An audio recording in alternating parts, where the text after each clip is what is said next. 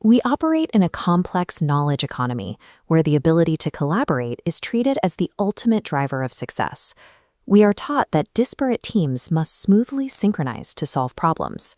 This diagram illustrates agreeableness. In psychology, it's a superordinate Big Five personality trait that breaks down into specific facets like trust, straightforwardness, altruism, modesty, and compliance. People who score high in these specific traits act as a natural buffer in a corporate environment. They lubricate the social gears, making daily interpersonal relations entirely frictionless. Because of this, our corporate systems heavily reward these behaviors. We are conditioned to view conflict avoidance and interpersonal harmony as the essential blueprint for a successful career. But if an agreeable personality is the ultimate professional asset, the economic data reveals a glaring contradiction. This chart tracks personality traits against income levels using data from a comprehensive UK earnings study. Notice the clear negative correlation. As agreeableness goes up, earnings go down. The nicest people in the room consistently earn less, and the penalty extends beyond individual paychecks. When you factor conflict avoidance into organizational metrics, overall leadership effectiveness and team authority take a sharp dive. Our societal drive to maintain harmony is quietly sabotaging our salaries, undermining our teams, and burying our best ideas. So, what exactly is the mechanical advantage of being difficult?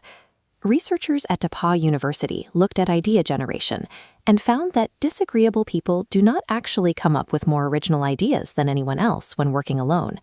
Their actual advantage is a psychological immunity to social friction. They simply do not fear peer criticism.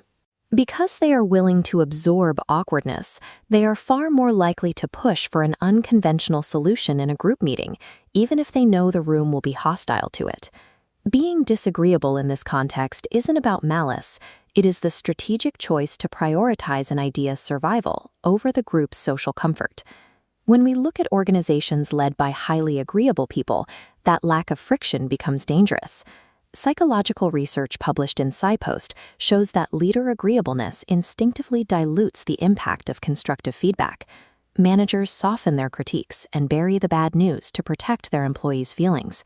This diagram illustrates what psychologists call stifled reflexivity. A team makes an error, the warning signal is delivered too politely to register, and the flawed strategy compounds instead of being corrected. A perfectly polite, frictionless team is effectively blind. Without the tension of direct criticism, it loses the ability to course correct. High-performance frameworks demand the exact opposite, an environment engineered specifically for cognitive diversity and constructive conflict. You can see an extreme real-world manifestation of this at Bridgewater Associates, the massive hedge fund founded by billionaire investor Ray Dalio. Dalio runs his firm as an India meritocracy. He operates on the premise that seeking consensus is a direct obstacle to uncovering the truth. Maintaining this requires radical transparency. The firm records employee interactions on video to be continuously analyzed, enforcing a culture where accuracy matters more than anyone's ego. While popular media often brands this approach as dictatorial, Bridgewater's historical financial success proves that maximum performance requires a codified, safe space for radical disagreement. True psychological safety in a workplace does not mean the absence of interpersonal conflict.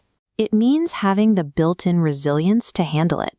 In an economy where the total sum of available information doubles every 18 months, complex problems cannot be solved inside an echo chamber of politeness. Innovation requires the mechanical act of applying pressure and breaking a polite consensus to expose the weak points hidden inside it. We have to consciously uncouple the concept of being polite from the concept of being effective. To do your most vital work, lead resilient teams, and solve the hardest problems, you must cultivate the courage to be disagreeable.